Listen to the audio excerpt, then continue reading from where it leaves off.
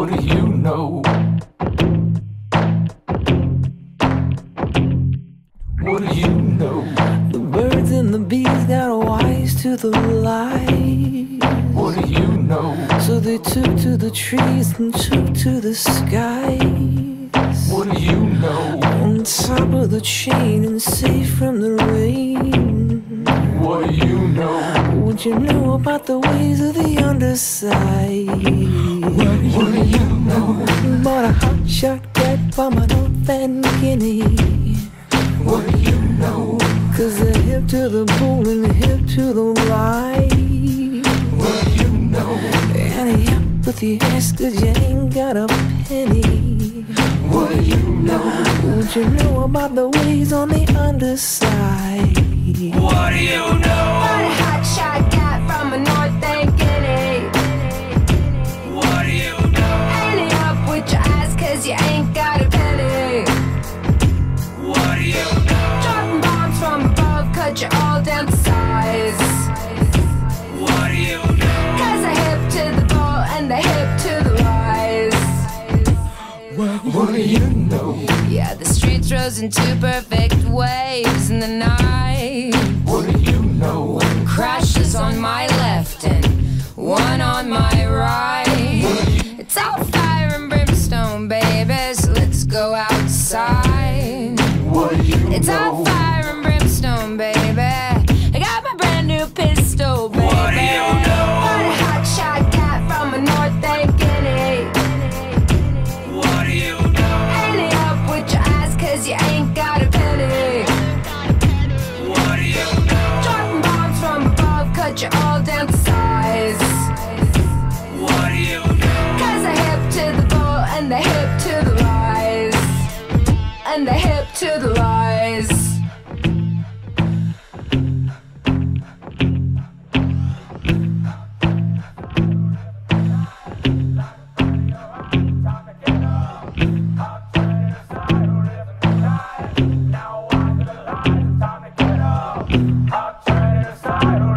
What you know about the ways on the underside? What do you know? Got a hot shot cat from a North Van Guinea. Rise to the lies, it's time to What do get you up. know? Hang it up with your ass cause you ain't got a penny.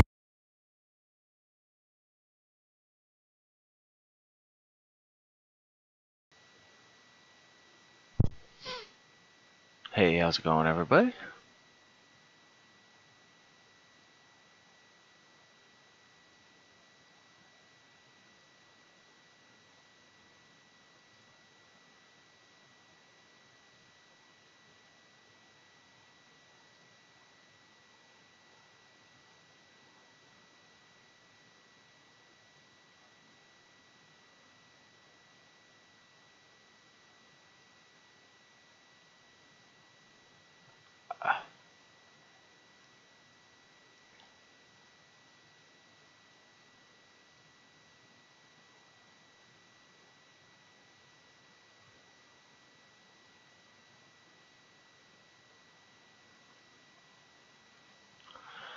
Hey, Suzanne, Devin, and Joseph.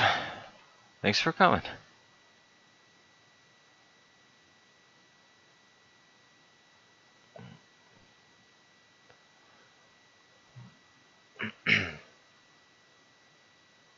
Alright.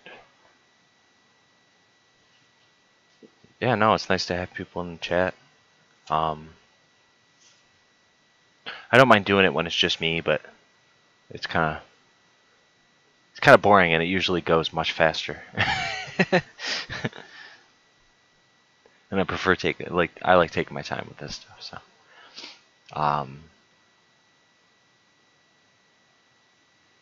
oh, good. Yeah, I'm glad that worked out for you. Yeah, I mistakenly put those times. Ah, okay. Yeah, so later is better then. Yeah, Thursday, there's no way I could have even made Thursday's chat because I set it at 1, and I'm not usually back at the office until like 4 o'clock, so so there's no way I would have even. I don't know what I was thinking when I scheduled those. But All right, yeah. So welcome to Module 2, and this is where we actually start getting into the stuff. I put the teams that you guys are on, and I sent everybody invites to their, um, their respective Discord channels and stuff. So you guys should be pretty close to being all set to get started on Module 2 stuff. So here's the table of contents.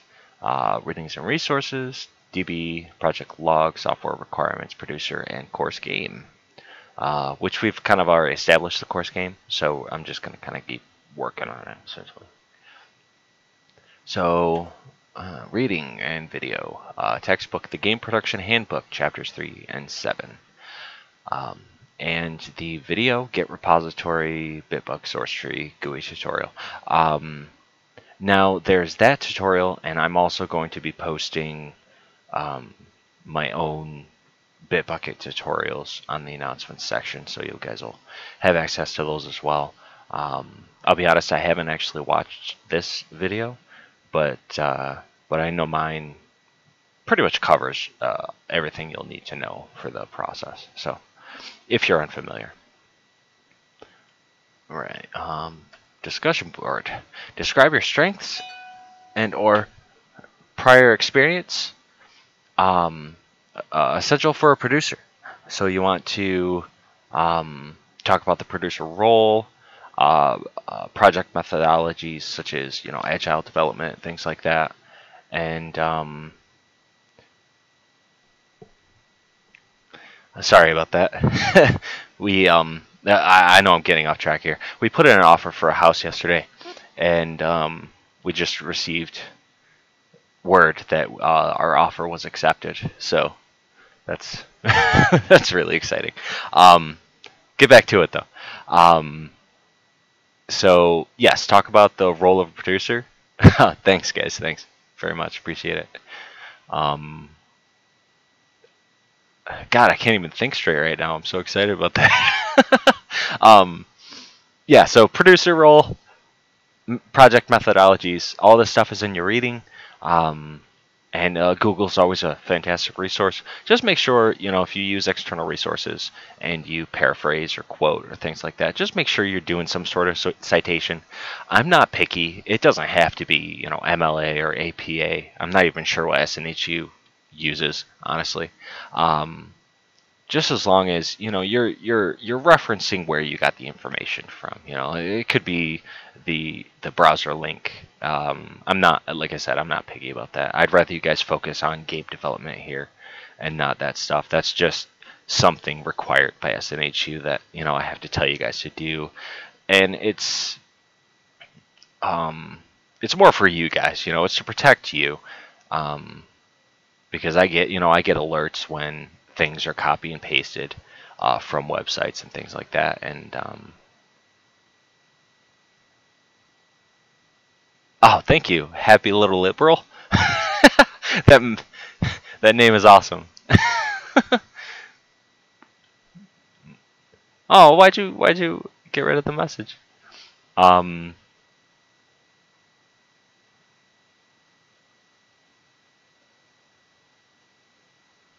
But yeah, so yeah, just make sure if you use a citation for it. Team formation and project design. Now this is your project log. So on your Bitbuckets, which I will also be sending links out for those. I'll set up your team Bitbuckets and everything, and just make sure keep an eye on your emails, and I'll send you an invite out there. So basically you want to discuss with your team to choose a scenario and verify that the repository you're working in matches the chosen scenario. So basically what you're going to do is you're going to choose one of the scenarios that's listed from the final project rubric and email me what that scenario is, and then I can push that to your repo, the template, and then you guys will just simply clone the repo once you get access to it. So make sure you guys schedule a meeting with your team sometime this week, preferably, the earlier the better. That way you guys can get everything going. And you're going to follow this log and post this to your Bitbucket Wikipedia or wiki, which I'll show you here in a minute. Any questions on this here? Or the discussion board?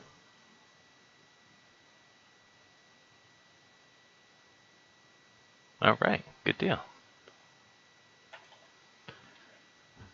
So producer. The producer is essentially the pusher of the game industry.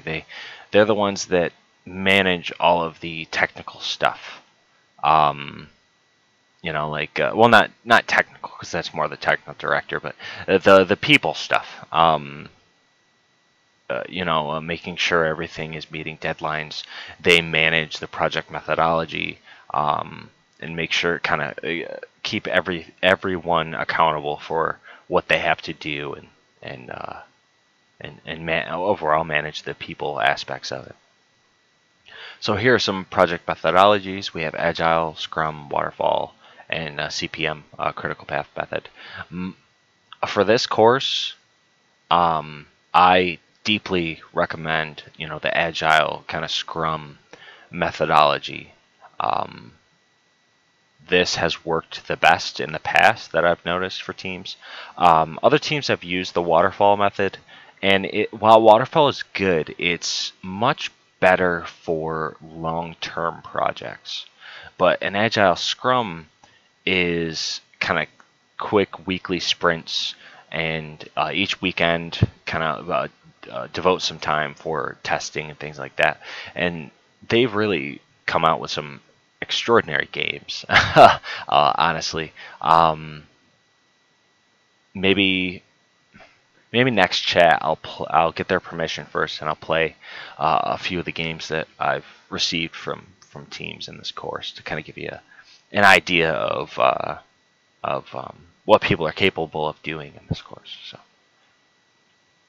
and that's that. So I'll go ahead and hop on here and show you guys Bitbucket.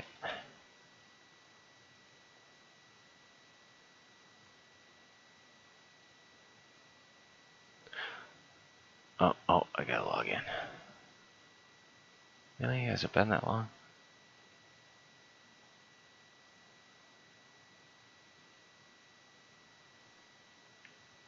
What? What are you talking about? There we go.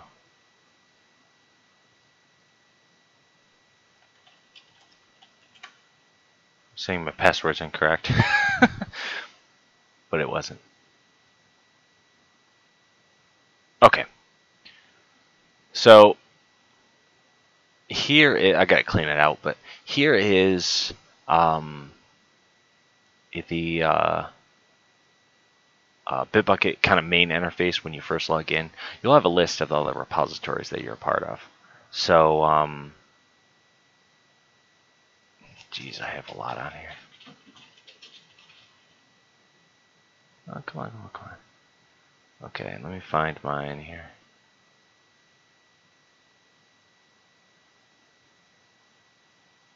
Yeah, this is all the Game 303. These are all the Game 303 projects. Alright, we'll hop into test repo here. Okay, perfect. So your main interface here is this is your kind of source page. This will show you what's inside the repo. So your typical Unreal Engine folder is the config folder, content, and then the U project folder. That's really all you need when you're pushing to the repo. You don't need the saved or intermediate folders, as those are generated when the person opens the game. So those files aren't necessary, and that's actually what this .gitignore file is.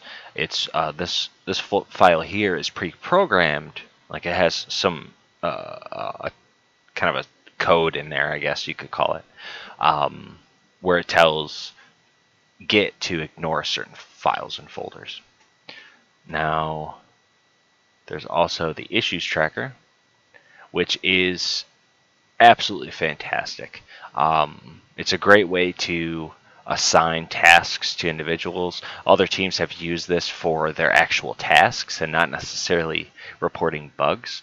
So if I go to create issue here, you can give it a title, description, and then you can select the user of your team, and obviously your team will have more members than just that. You could say what kind of item it is. You know, if it's a bug, enhancement, proposal, or task, you could assign it there. Give it a priority, and also attach files. You know, if you have a screenshot of an error message or something like that, you could pop it in there.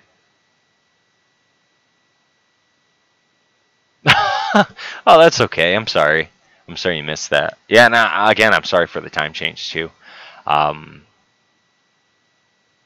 don't know what I was thinking when I scheduled those times, because there's no way I could have made either of tonight's or Thursdays if I kept it that early. So, but yeah, again, you can always watch the recording. Pretty much if you just follow the same link that I shared on the course homepage or Discord, it'll bring you right to the video on YouTube. But I can also share the video link again if need be. Yeah. So right now, I'm going over the interface of Bitbucket, talking about the issues tracker and how fantastic it is for not just issues, but just basic tasks. If you want to utilize this to whoever the project manager is, or the producer rather, can assign all the tasks to the other team members through here. And it's kind of a global thing, which is cool. So, all right, so we'll cancel that.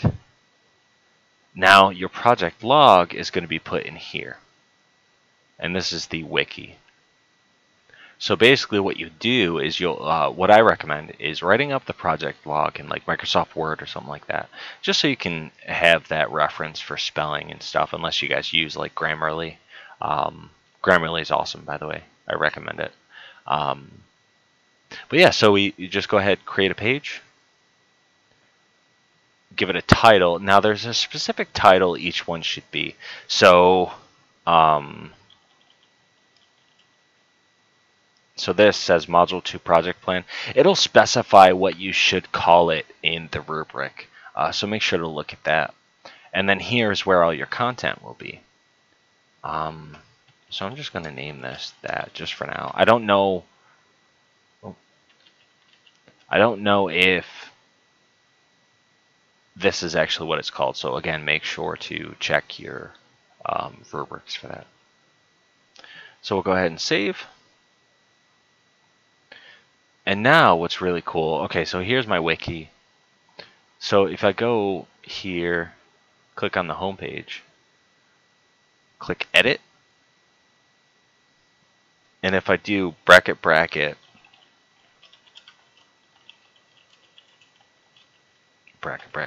so if I do the name of the page with 2 brackets on either end, and then save, that will actually create a link on the main home. So you can just click that link and it'll bring you right over to it. Pretty cool, right? So this is where all of your project logs are going to be.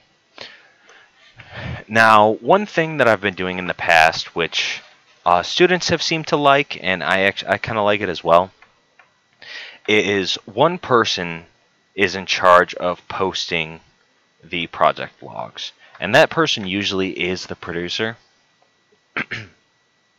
Now, if you guys go this route where one person posts, so it's one document, you all get graded on this one document. However, if you do that, I want to see what each person contributed to that document. So, if Joseph had an idea to implement, flying monkeys that shot bananas out of their mouth, you'd write about it, and then at the end or towards the beginning, you would write, okay, Joseph Cole, and then, the stuff. Same thing, if Suzanne or Devin came up with something, you would do the same. You would mark that, and that is going to be my way of tracking who's contributing to what, so I can make sure everybody's held accountable for their work. That way, not saying it will happen, but it has happened in the past where team members don't do very much work, but the way the course was designed then, they kind of skated by. It wasn't built around accountability, and I've done my best with within the flexibility of the course, which what I have control over, to kind of fix that. So just make sure you guys are listing the names and things like that, whatever you contribute. And yeah, that's pretty much it regarding Bitbucket.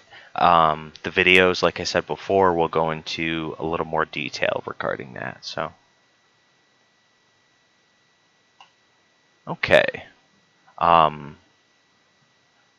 So this is our project, and I've made a few adjustments. If you noticed, before we had our enemy kind of walking around randomly, and I brought in a character that I made a while ago, and brought in some animations, and I also brought in kind of an attack animation. And now if I walk up to one of my guys here and click, swing at him, he'll go down.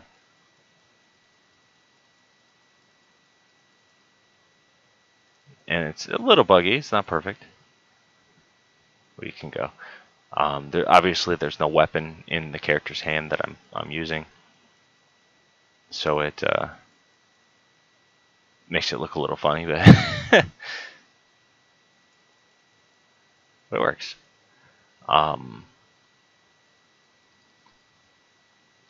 So basically what I wanted to go over is kind of how I accomplished that blending of animations and so on. So once you get your animations in, the first thing you want to do is create a montage from it. So here's my basic animation right here. And here's that slash animation that I showed you before. And what's going on here? Okay. But yeah, so here's that slash animation. So basically what you would do is right click, create, and a montage. And what that'll do is create something like this. Right here. So I sped mine up a little bit. I changed the rate scale to 2. It's normally 1. And then you want to go over to your Atom Slot Manager. Now if this doesn't show up, you can go up to Window, and then Atom Slot Manager here, and that'll pop that up. And then you want to go to Add Slot, and then when it pops up, you want to give it a name. I called mine Attack Melee. And then you want to change the group. Now this group is going to attach to this montage, and this is very important so you can blend animations together. So this attack animation can play while my character is running. So you can see that my legs are moving, but I can still attack.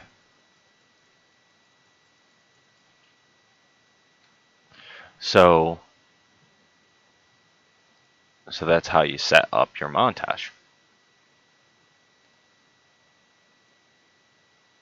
And now go back to character, and we want to take a look at our animation blueprint. Now to create this, you would right click on your skeletal mesh, what you imported, create, and a blueprint. Open this guy up.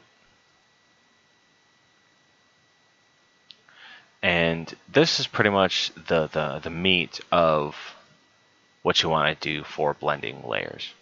Now, you grab this node here, which is a layered blend per bone. So, layered blend per bone.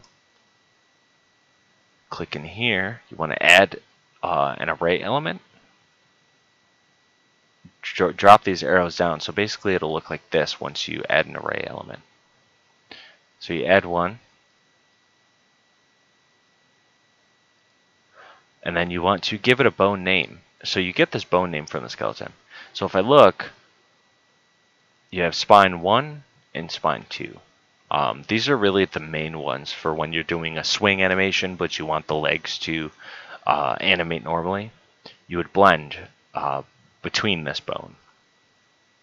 So, like I said, I chose spine 1, and you want to utilize a default state machine. So if you look at the third-person character, or the top-down character's animation blueprint, you'll be able to get an idea of how all of this is set up. So you can do add new state machine, and this is where you would process all of your individual animations. And then here is where we are kind of blending the animation. So we have that default, and in this default, this is where we have our idle and run state. So you go to add state, and then you would choose idle/run, and this is where our blend space is. Now, I'll go over all this stuff more in depth in an actual recorded video devoted to it. I've actually already made it. I just kind of wanted to quickly go over this. But you know, if you guys are having difficulty following or anything like that, don't worry. I'm just kind of explaining things in snippets. So once you guys start watching the video, you'll you know, certain things will be clearer. So once you have your blend by bone set up and your state machine set up, you want to duplicate that. Or another way to do this, which is actually the preferred way, is save this as a cache pose. And then you want to get your cache pose, use it, and plug it in there, and plug it in there, and we'll compile. And the reason you do the saved is so you don't have multiple state machines. You're only working with one. Because if you duplicate it, that's technically a second state machine, and it could kind of get confusing. So doing the saved pose is a much better option. And then this guy right here, you type in slot and choose default slot here. You can then change what the slot is. And if you remember in the montage, we created that slot group.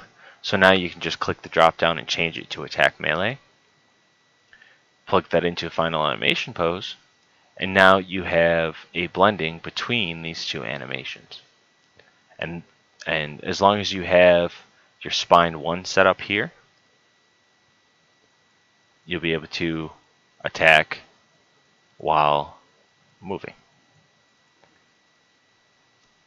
And this same concept works with pretty much any other template.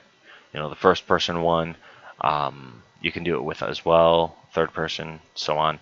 It works the same way. The only difference is, you know, how you animate the character and things like that. All right, so that's kind of the basics of animation. Quick rundown. Like I said before, the video that I'm going to be releasing here soon covers this in much better detail. I just wasn't sure how much time I was going to have tonight to be able to kind of go over things in depth. But Thursday we'll have a lot more time to kind of go over things. And again, this thing is all of this is pretty much a copy paste from the the top-down characters animation blueprint. All these here. The only thing different are these guys, the anim notifies, which again I also went over in the video how this is all set up. So that should be fairly clear in that.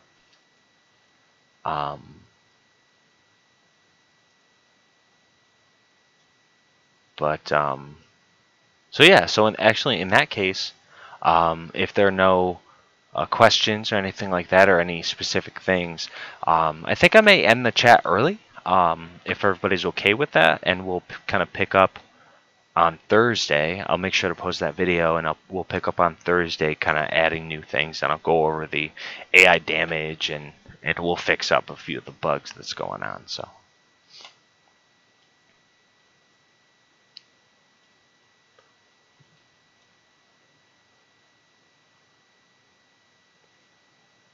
All right, good deal. Yeah, thanks very much for attending. I'm sorry I'm cutting it short here. Yeah. Yeah. Yeah. Well, we got a little bit to go through the nasty process of home buying, and then closing. I think our perspective or expected rather closing date is like the beginning of November. So we got a little bit, but that's okay.